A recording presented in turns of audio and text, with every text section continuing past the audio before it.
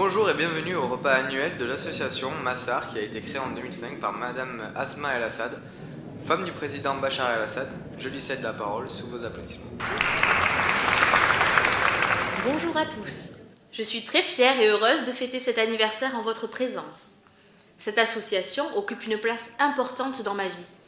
C'est une organisation éducative pour des jeunes gens âgés de 5 à 21 ans avec des méthodes d'enseignement non conventionnelles pour les aider dans la connaissance d'eux-mêmes et du monde.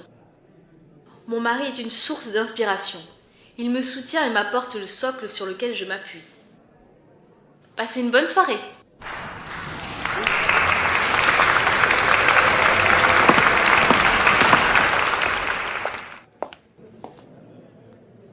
Ma chère, ce discours est fort parlant. Votre mariage est solide, je vous envie. Oui, il est vrai que depuis quelque temps, notre mariage fonctionne bien.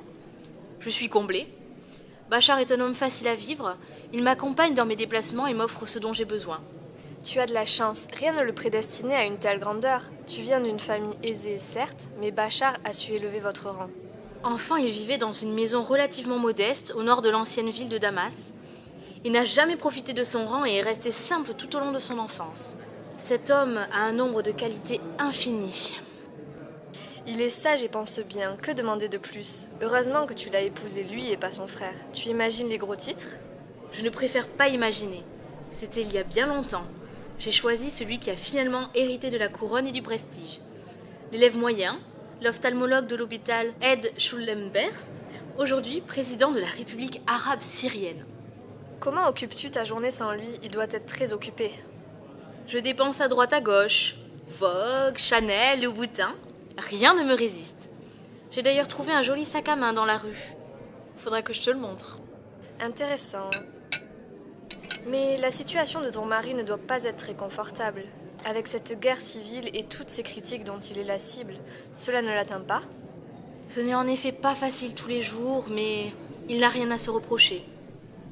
C'est vrai que ces décisions ont porté préjudice à beaucoup de monde. Mais c'est pour le bien du pays, et les gens s'en rendront compte. Et cette histoire d'armes de destruction massive, cela fait froid dans le dos. Il s'est lui-même expliqué à ce sujet. Il n'a jamais dit que l'armée syrienne possède de telles armes.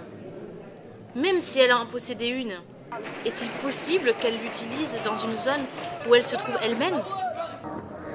Je vous admire tous les deux, cette force, ce courage. Je suis sûre que Bachar saura montrer que c'est un homme bon et qu'il restera encore longtemps à ce poste. Sur ce, je te laisse. J'ai beaucoup de monde à aller saluer. On se retrouve demain. Rendez-vous devant la boutique Chanel, hein.